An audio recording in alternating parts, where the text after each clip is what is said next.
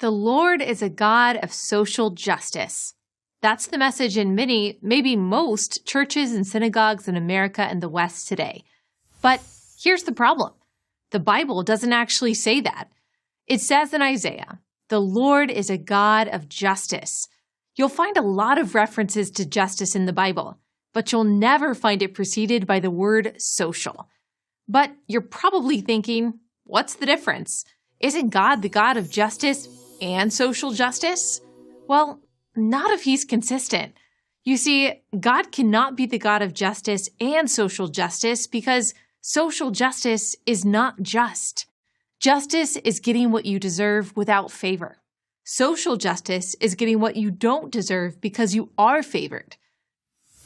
Justice is blind. Social justice is not. Let's say a man robs a store.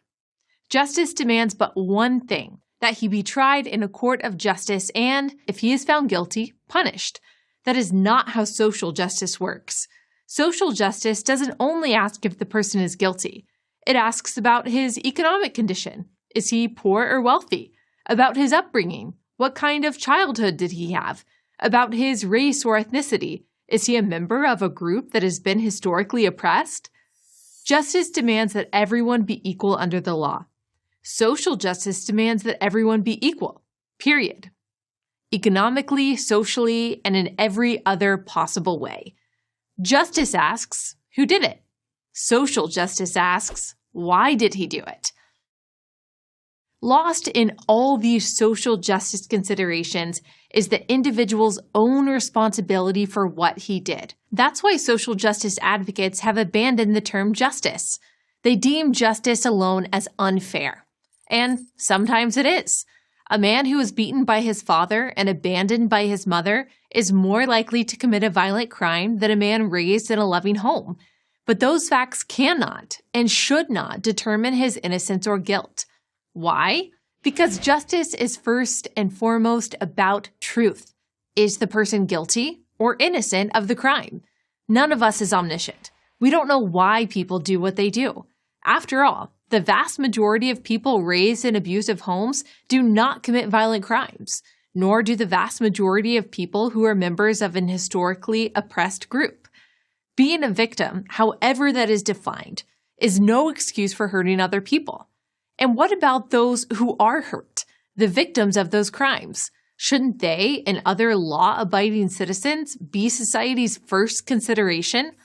Social justice advocates say no. They say we need social justice to even things out, and that means favoring the have-nots over the haves, the poor over the rich, the female over the male, and the brown or black over the white. The Bible does not see the world this way. In fact, it speaks against it in very explicit terms. Here's a law in the book of Exodus. Do not pervert justice by siding with the crowd, and do not show favoritism to a poor person in a lawsuit. Here's one in Leviticus. Do not pervert justice. Do not show partiality to the poor or favoritism to the great, but judge your neighbor justly. Moses, the greatest lawgiver in history, declares in Deuteronomy, follow justice and justice alone. And the New Testament declares in the book of Romans, God shows no partiality. None of this means that there is no place for compassion in a system of justice. Of course there is. The Bible is preoccupied with the protection of the widow, the orphan, and unfortunate. But compassion follows justice. It doesn't precede it. Also, justice in and of itself is compassionate. First to the victims of crime and to their loved ones, and second to the criminal. How can you become a better human being if you don't first recognize that you've done something wrong? That's why anytime we put an adjective before the word justice, we no longer have justice.